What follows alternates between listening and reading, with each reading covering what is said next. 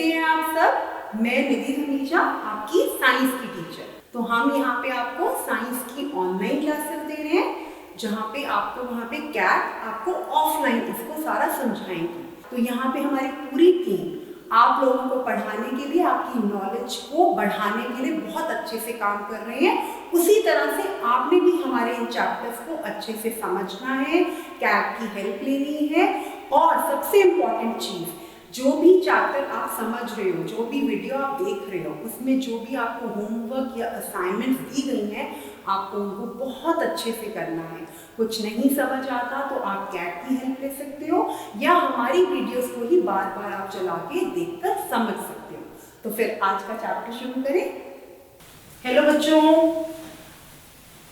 Last class वाला matter कौन बताएगा मुझे? आज कहाँ तक किया था हमने कौन सा चैप्टर शुरू किया था बच्चों? Very good, digestive system. और इसके साथ टीथ भी इन्वॉल्व है, तो हमने अभी टीथ नहीं करना। डाइजेस्टिव सिस्टम में कितना किया था हमने? कहाँ तक करा था? लिवर तक। Very good. तो क्या शुरू करना है आज? Small intestine. सबसे पहले थोड़ा सा हम रिवाइज करते हैं कि हमने क्या क्या चीजें की थी, और हमने कौन कौन सी चीजों में क्या क्या, किस किस ऑर्गन सिस्टम का क्या क्या रोल था, और वो ऑर्गन सिस्टम हमें कैसे हेल्प करता है डाइजेशन में। ठीक है, हमने किया था व्हाट इज डाइजेशन, डाइजेशन होता क्या है, और डाइजेशन को करने में कौन से ऑर्गन सिस्टम इन्वॉल्व होते हैं, और वो पूरे ऑर्गन सिस्टम को हम क्या बोलते हैं, और हमारे डिफरेंट डाइजेस्टिव सिस्टम के ऑर्गन सिस्टम्स कौन कौन से हैं।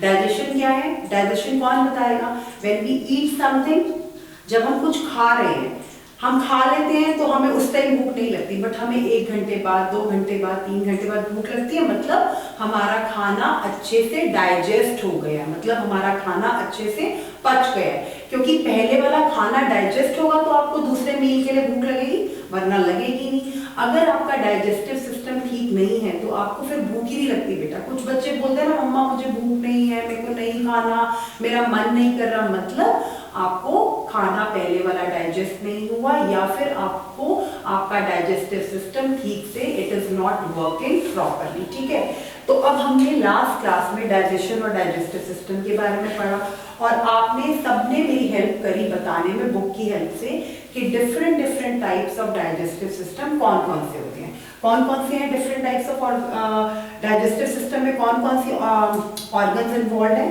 Digestive system is consist of mouth. हाँ, सबने डायग्राम बनाया? सबसे पहले तो मुझे याद आया, पहले मुझे ये दिखाओ कि डायग्राम सबने बनाया कि नहीं बनाया। डाइजेस्टिव सिस्टम का डायग्राम बन गया सबका? वेरी नाइस, बहुत ब्यूटीफुली बनाया। इसको कलर भी करना है। ठीक है, आपने इसकी लेबलिंग करनी है। Mouth, food pipe, stomach and liver, small intestine, large intestine. ठीक है, उसके बाद हमने सीखा माउथ का, आपको सबको पता है, फूड पाइप के बारे में बताया, फिर आपको स्टमक और लिवर के बारे में बताया। अब हम शुरू करेंगे स्मॉल इंटेस्टाइन। मैंने आपको लास्ट क्लास में बोला था कि हम स्मॉल इंटेस्टाइन और लार्ज इंटेस्टाइन के बारे में नेक्स्ट क्लास में शुरू करेंगे। स्मॉल इंटेस्टाइन पेज 55 पे मेरे साथ सब रीड करेंगे। Small intestine is a long coiled tube. अब जैसे जैसे ये पढ़ रहे हो बच्चों, उसके साथ साथ जो साथ डायग्राम बना हुआ उसको देखो, क्योंकि जब आप पढ़ रहे हो तो जब डायग्राम के साथ पिक्चर भी देखोगे तो आपको और क्लियरली उसके बारे में समझ आएगा। पेज 54 पे जो डायग्राम बना होगा, और जो लेबलिंग है स्मॉल इंटेस्टाइन और लार्ज इंटेस्टाइन की, वो लेबलिंग, और जो लिखा हुआ मैम पढ़ रही हैं और जो कैट्स आपको पढ़ाएंगी उनके साथ आपने डायग्राम को साथ साथ देखना है। और कैट से मेरी रिक्वेस्ट है, जब आप ये टॉपिक ये वाला जब स्मॉल इंटेस्टाइन और लार्ज इंटेस्टाइन के टॉपिक होंगे तो आपने डायग्राम्स ड्रॉ करके उसको बुक में साथ साथ लेबलिंग के साथ बताना है, ताकि इनको अच्छे से समझ आए। The small intestine is a long coiled tube. Coiled means ऐसे वाली, थोड़ी सी कॉइल्ड, ऐसे ट्यूब है। This is called small intestine. ठीक है, स्मॉल इंटेस्टाइन इसके अंदर होती है, बाहर लार्ज इंटेस्टाइन और अंदर small intestine. All of you are looking at, ये देखो डायग्राम ऐसे बना हुआ है, बिल्कुल कॉइल्ड, मतलब ऐसे हुई हुई। ठीक है, coiled group. Food from the stomach passes into small intestine. Stomach से फूड कहाँ आता है? स्मॉल इंटेस्टाइन में।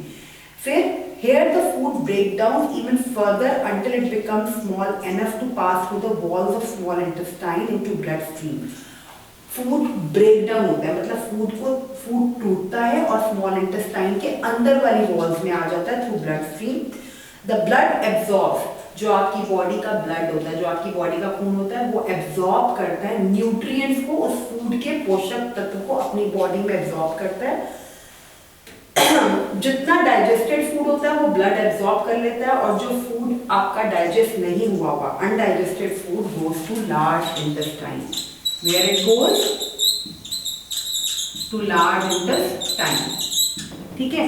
The food from stomach to small intestine, from small intestine to large intestine. C,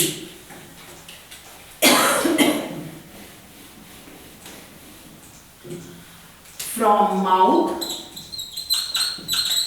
to food pipe to stomach or liver. ठीक है. from mouth to food pipe, from food pipe to stomach and liver. okay. from stomach to small intestine. ये मैंने last class में भी draw किया था board पे ताकि आपको क्लियरली समझ आ जाए. फ्रॉम, और कैट्स में भी ये ड्रॉ करना है flow chart, from small intestine to large intestine.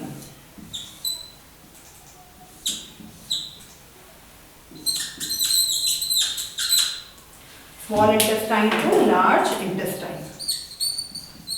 ठीक है. अब जब माउथ से फूड पाइप में आया, फूड पाइप से stomach and liver secretes the juices through which it goes to small intestine. small intestine की फंक्शनैलिटी क्या है? एक तो स्मॉल इंटेस्टाइन के फॉर्म में है, उसका शेप क्या है वो आप डाइजेस्टिव सिस्टम के डायग्राम में आपको दिख रहा है. ठीक है. This is your small. ये देखो जो ऐसे ये कॉइल्ड वाला बन रहा है ना बेटा, ये सारा जो है बाहर का जो है वो लार्ज इंटेस्टाइन है, जो अंदर है that is called small intestine. ठीक है. अब स्टमक से फूड जो है, खाना कहाँ आता है? सीधा स्मॉल इंटेस्टाइन में. स्टमक में से खाना सीधा कहाँ आया? स्मॉल इंटेस्टाइन में. यहाँ पे स्मॉल इंटेस्टाइन में खाना break down into very very simpler form so that it passes through the different parts of the body through blood. तो यहाँ पे स्मॉल इंटेस्टाइन में ब्लड का बहुत इंपॉर्टेंट रोल होता है. वो क्या करता है?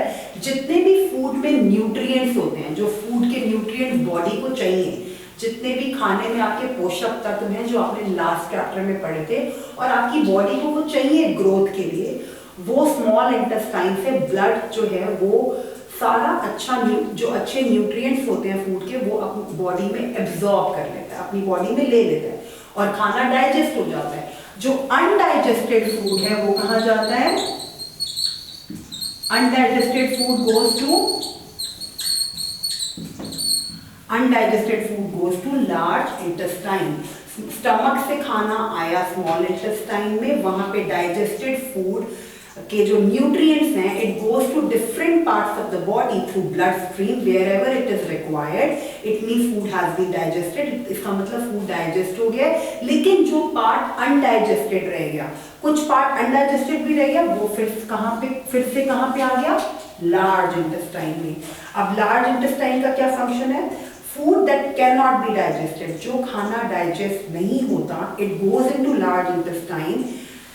यहाँ पे वाटर और minerals are absorbed by the blood and waste, जो आप जैसे आप वॉशरूम गए हो या आपका जैसे स्वेटिंग होती है, अब लद्दाख में तो स्वेटिंग होना बहुत कम है क्योंकि बहुत ठंड होती है, लेकिन जैसे दिल्ली में बहुत गर्मी है, स्वेटिंग होती है, तो और आप पानी पीते हो तो your waste goes in the form of urine. Similarly जो लार्ज इंटेस्टाइन का अनडाइजेस्टेड फूड है, it also goes in the form of waste. ठीक है. अब कम टू नेक्स्ट पार्ट.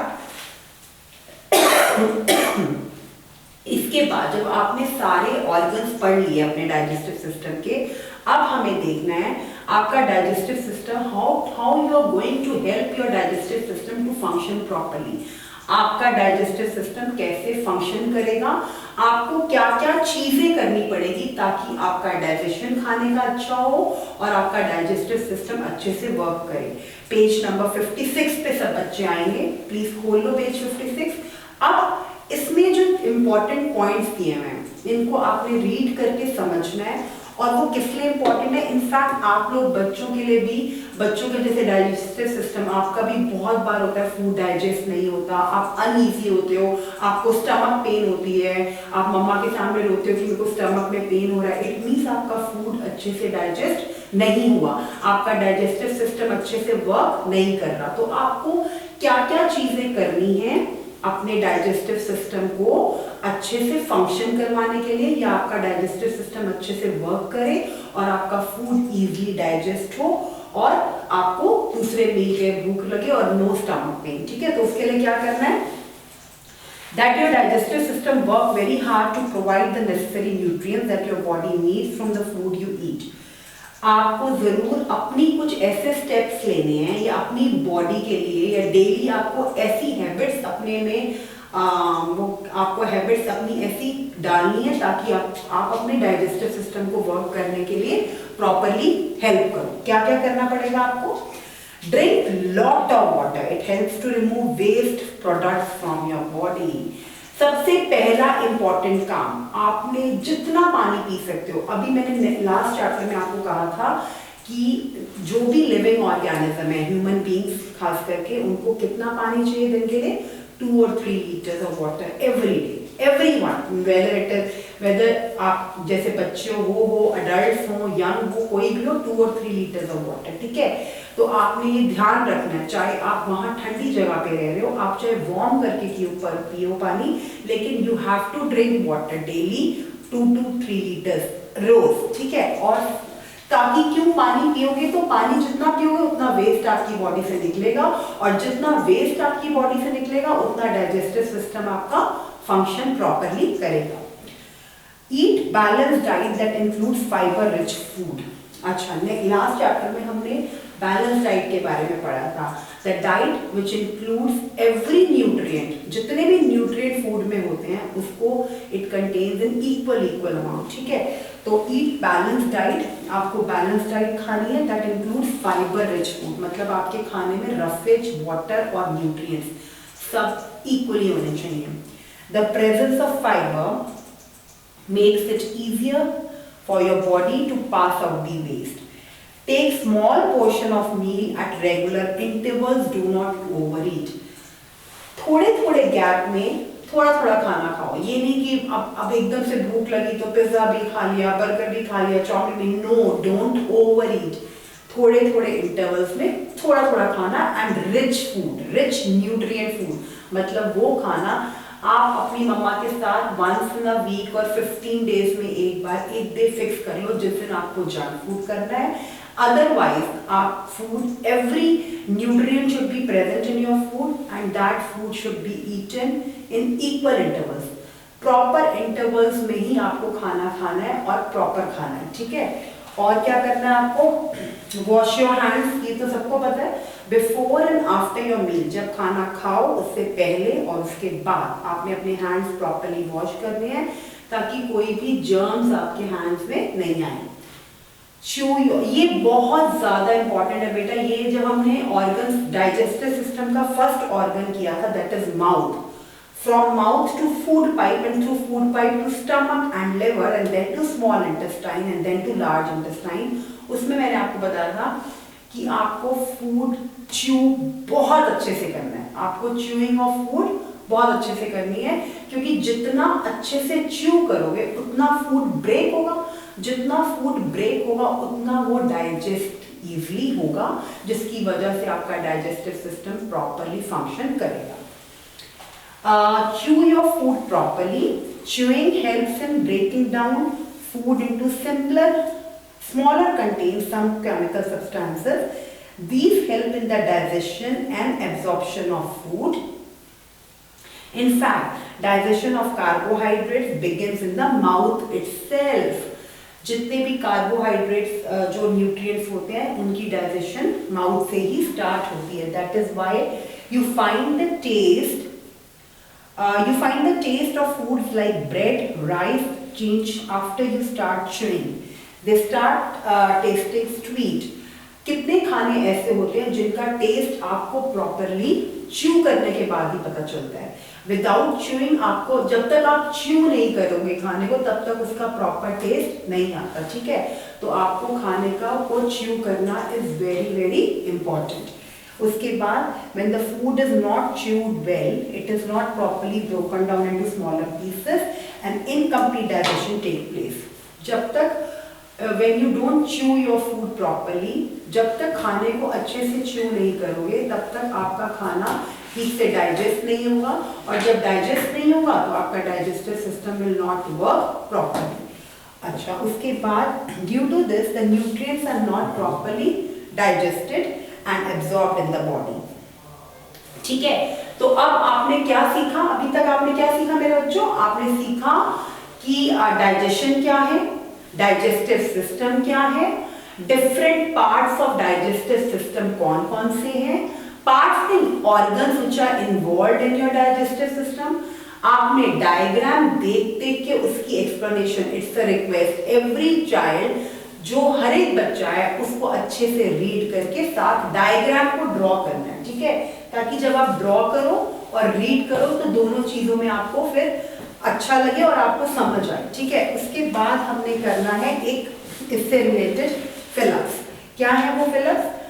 आपने जब सारे ऑर्गन सिस्टम्स कर लिए, डाइजेस्टिव सिस्टम में जो जो पार्ट्स और जो जो बॉडी के ऑर्गन्स इन्वॉल्व हैं वो आपको पता चल गए, उनके क्या क्या फंक्शंस हैं वो भी हमने देख लिए। लेकिन स्टेप्स, अब ये जो इतने सारे स्टेप्स दिए हैं इनको आपने पूरा लर्न नहीं करना, आपने उनको समझना है और 1 और 2 लाइंस में अपनी लैंग्वेज में लिखना है और क्लास में ओरली कैट्स को बताना है कि हमने कैसे कौन कौन से स्टेप्स हमने लेने हैं जिसकी हेल्प से हम अपने डाइजेस्टिव सिस्टम की फंक्शनिंग को इम्प्रूव कर सकते हैं या हमने डाइजेस्टिव सिस्टम की फंक्शनिंग को प्रॉपर कर सकते हैं, ताकि हमारी बॉडी का डाइजेशन अच्छा हो, हमारी बॉडी हेल्दी रहे और हमारा डाइजेस्टिव सिस्टम अच्छे से वर्क करे।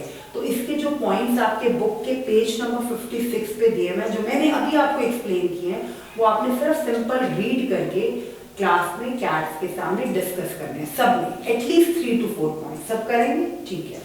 उसके बाद आ जाओ इसमें the digestive process begins in the stomach और माउथ। कहाँ से शुरू होता है डाइजेस्टिव सिस्टम? सबको पता है, बहुत इजी। कहाँ से खाना शुरू करते हो? माउथ से। तो डाइजेस्टिव सिस्टम हमारा कहाँ से शुरू हुआ? माउथ से। From the food pipe the food comes into, food pipe से कहाँ जाता है खाना? स्टमक और लिवर में कि सीधा स्मॉल इंटेस्टाइन में? स्टमक में, very good. The waste called dash is then expelled out through the large intestine. जो अनडाइजेस्टेड फूड होता है वो किस में आ जाता है? डाइजेस्टेड फूड कहाँ होता है? स्मॉल इंटेस्टाइन में, and it goes in the form of waste. But the undigested food goes to large intestine, undigested food goes to large intestine. Okay, अब इसका होमवर्क सुनिए प्लीज। इस वाले डाइजेस्टिव सिस्टम के पार्ट का होमवर्क क्या है जो आपको करना है? इसके लिए आप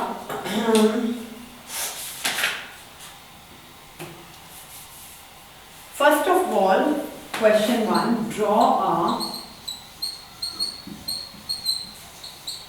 well labeled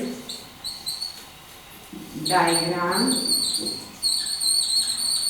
draw a well labeled diagram of digestive system।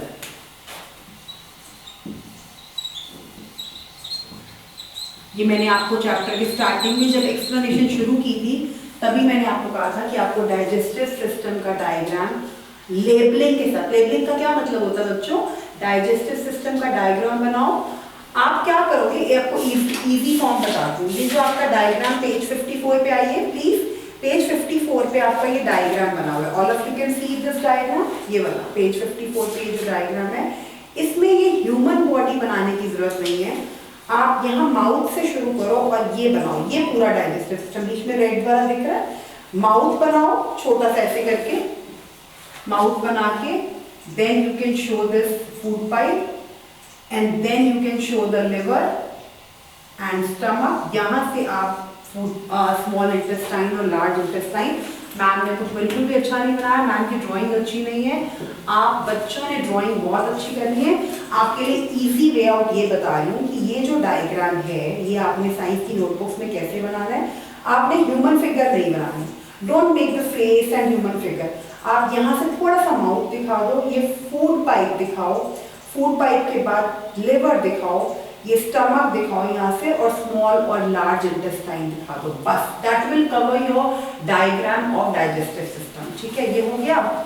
उसके बाद जब डायग्राम बन जाए उसके साथ ही पूरा एक फ्लो चार्ट बनाओ जिसमें ऊपर लिखो digestive system, arrow mouth, arrow food pipe, arrow stomach and liver, arrow small intestine and last arrow large intestine, बस। That will cover your part. उसके बाद फंक्शंस जो हैं डिफरेंट बॉडी पार्ट्स के, जो फंक्शंस हैं उनके लिए आप क्या करोगे, जितने भी बॉडी पार्ट्स के फंक्शन हैं उनको वन लाइनर में लिखना नहीं है। आपको मैम ने एक्सप्लेन कर दिया, आपको कैट्स एक्सप्लेन करेंगी, आपने उनको क्लास में अपनी मैम के सामने डिस्कस करना है और बताना है कि डिफरेंट बॉडी ऑर्गन्स जो हैं डाइजेस्टिव सिस्टम के, उनके क्या क्या फंक्शन हैं। उसके बाद आप क्या करोगे,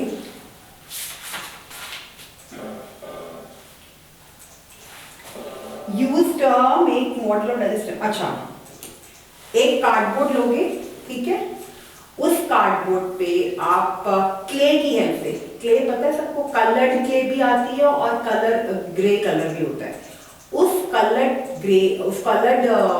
क्ले की हेल्प से कार्डबोर्ड पे डाइजेस्टिव सिस्टम का मॉडल दिखाओगे मुझे नेक्स्ट क्लास में। क्या करोगे, और सब कैट्स ने मुझे इनकी वीडियोस भेजनी है कि, और एक क्लास में बैठ के आप घर से एक गत्ता, कार्डबोर्ड होता है ना, एक गत्ता छोटा सा लेके आओ, ठीक है, घर से लेके आओ और क्ले की हेल्प से डाइजेस्टिव सिस्टम का पूरा एक तो आपने पेंसिल से ड्रॉ करके नोटबुक में रख लिया। अब लाइव क्लास में दिखाने के लिए आपने उस क्ले की हेल्प से माउथ बनाना है, फिर food pipe, stomach, liver, small intestine और लार्ज इंटेस्टाइन को क्ले की हेल्प से अपने मॉडल में दिखाना है। सब करेंगे, सब करके मुझे इसकी वीडियोस भेजो ताकि मैं देखूं कि आपने उसको कैसे, कितना ब्यूटीफुली उस मतलब डाइजेस्टिव सिस्टम को क्ले से बनाया, और उस क्ले से बनाते हुए उनके बॉडी पार्ट्स को ऐसे लेबलिंग करके दिखाओगे क्लास में कैट्स के सामने कि ये कौन सा पार्ट है, ये कौन सा पार्ट है और इसके क्या क्या फंक्शन है। ठीक है, और ये इतनी हो गई एक्टिविटीज। उसके बाद हम मूव करेंगे इस चैप्टर के सेकेंड पार्ट पर, टीथ। ओके, सेकेंड पार्ट पर टीथ। अब डाइजेस्टिव सिस्टम थोड़ा टफ था क्योंकि उसमें वो वाले वर्ड्स थे जो अभी तक आपने क्लास 3 और 4 की साइंस में अभी तक नहीं किए थे। अब जो बेटा टॉपिक शुरू होने जा रहा है टीथ का, वो बहुत सिंपल है आपके लिए। टीथ दिखाओ सब, कैसे हंसते हैं, टीथ दिखते हैं ना, टीथ पता है सबको, दांत। अब इनकी फंक्शनैलिटी और टीथ में कौन कौन से डिफरेंट टाइप्स ऑफ टीथ होते हैं वो हम करेंगे, और इसका बहुत ब्यूटीफुल प्रोजेक्ट बनता है क्ले से। जैसे मैंने आपको डाइजेस्टिव सिस्टम दिखाया वैसे क्ले से टीथ का प्रोजेक्ट भी बनता है। तो लेकिन पहले हम टीथ के बारे में जानेंगे कि है क्या। ठीक है, तो we will start next topic, teeth. ये डाइजेस्टिव सिस्टम और टीथ इकट्ठे हैं इस चैप्टर में, जिसमें हमारा एक पार्ट डाइजेस्टिव सिस्टम हो गया और अब हमने दूसरा पार्ट टीथ का शुरू करना है। ओके, पेज 57 से हमारा टीथ शुरू हो रहा है। अब काइंड्स ऑफ टीथ हम नेक्स्ट क्लास में करेंगे, अभी टीथ की सिर्फ इंट्रोडक्शन। जब हम बहुत सारे दांतों की बात करते हैं तो वो टीथ होता है, और एक दांत टूथ। आपने इंग्लिश में सिंगुलर प्लूरल पढ़े, तो जब एक दांत सिंगुलर की बात होती है तो हम टूथ, एक दांत सिंगुलर। बहुत सारे दांत, कितने टीथ होते हैं, कितने सेट ऑफ टीथ है आपके माउथ में? आपके माउथ में सेट ऑफ टीथ कितने हैं, कौन बताएगा? किसी को नहीं पता, अभी बताते हैं। टीथ एक, बहुत सारे दांत, और टूथ एक दांत, 32 टीथ होते हैं आपके माउथ के अंदर। ठीक है, अब कुछ टेम्परेरी टीथ होते हैं, कुछ परमानेंट टीथ होते हैं। We know teeth are very important. अगर आपके माउथ में टीथ ही ना हो तो फूड नहीं खाया जाएगा, च्यू नहीं होगा तो डाइजेशन नहीं होगी, डाइजेशन नहीं होगी तो डाइजेस्टिव सिस्टम ठीक से वर्क नहीं करेगा, and then you will not get proper nutrients of food in your body, और आपकी बॉडी फिर ग्रो ही नहीं करेगी। तो teeth play very very important role in your body. कैसे? फॉर च्यूइंग, क्योंकि टीथ से ही आप च्यू करते हो, ठीक है। Besides this, they also help us to speak clearly and give good look to your face. अच्छा, अब जो बड़े बड़े ग्रैंड पेरेंट्स होते हैं, जो ओल्ड हो जाते हैं, उनके टीथ टूट जाते हैं सारे, और उनके पूरे पूरे टीथ निकल जाते हैं, और वो टेम्परेरी टीथ या वो डुप्लीकेट टीथ लगाते हैं। तो जब रात को निकालते हैं या सोते हुए वो निकालते हैं तो आपको वो फनी लगते हैं ना, क्योंकि जो टीथ है बेटा आपकी बॉडी को, ये आपके फेस को, ये जॉ लाइन देख रहे हो, आपके फेस को शेप देते हैं। टीथ नहीं हो, आप इमेजिन करो आपको खुद ही हंसी आएगी। आप इमेजिन करो आपके फेस पे, आपके माउथ में टीथ नहीं है, तो आपके फेस की कोई शेप लगेगी? बिल्कुल भी नहीं, फनी लगोगे ना बहुत। तो टीथ की क्या क्या फंक्शन है? सबसे इंपॉर्टेंट फंक्शन, ये हमारे खाने को च्यू करने में हेल्प करता है, सबसे इंपॉर्टेंट, ठीक है। क्योंकि टीथ नहीं है तो खाना च्यू नहीं हो रहा, तो फिर आगे कुछ होगा ही नहीं। दूसरा, ये हमारे फेस को ब्यूटीफुल शेप देता है, ठीक है। और थर्ड, जो हम बोलते हैं, हमारी बॉडी की जो हमारी जो लैंग्वेज जो हम बोलते हैं उसको प्रॉपरली बोलने में हमें ये हेल्प करता है, ठीक है। When we born we do not have teeth. जब हम न्यूली बॉर्न बेबीज जो होते हैं, देखिए ना छोटे छोटे बेबीज जो बिल्कुल न्यूली बॉर्न होते हैं, उनके टीथ नहीं होते हैं, टीथ धीरे धीरे ग्रो होते हैं, ठीक है। इट इज ओनली आफ्टर 6 और 7 मंथ्स, जब न्यूली बॉर्न बेबीज हो जाते हैं उसके 6-7 मंथ्स के बाद उनके दांत आने शुरू होते हैं, लेकिन जब वो बॉर्न होते हैं तब उनके टीथ नहीं होते। That our teeth starts growing out of the gums. By the time we grow 2.5 years, 1 साल 2 साल 2.5 years, we have 20 teeth. 2.5 years तक कितने टीथ हो जाते हैं? वैसे टोटल हमारे 32 टीथ होते हैं। टीथ कितने होते हैं? 32, लेकिन 2.5 years तक हमारे 20 टीथ आ जाते हैं, 2.5 years old तक। When we born, जब भी हम पैदा होते हैं, जब बच्चे पैदा होते हैं, उनके मुंह में टीथ नहीं होते, वो धीरे धीरे आते हैं। 6-7 मंथ्स तक वो आने शुरू होते हैं और 2.5 साल तक वो 20 टीथ हो जाते हैं, ठीक है। This set of 20 teeth is called milk teeth और टेम्परेरी टीथ। ये जो 20 टीथ का सेट होता है उसको क्या बोलते हैं? Milk teeth. और इन मिल्क टीथ को क्या बोलते हैं? टेम्परेरी टीथ, क्योंकि बेटा ये टूट के इनके जब ये टेम्परेरी टीथ होते हैं, ये टूटते हैं और इनकी जगह कौन से आ जाते हैं? Permanent teeth. ये टीथ टूट जाते हैं और इनकी जगह कौन से आते हैं? Permanent teeth. इनको बोलते हैं मिल्क टीथ। क्या बोलते हैं इनको? मिल्क टीथ या टेम्परेरी टीथ। अच्छा, अब इसके बाद about 6 to 7 years of age, 6 और 7 साल की उम्र तक ये टेम्परेरी टीथ टूटते हैं और उनकी जगह पे परमानेंट टीथ आने शुरू हो जाते हैं, ठीक है। ये टेम्परेरी टीथ जो होते हैं, these are called milk teeth.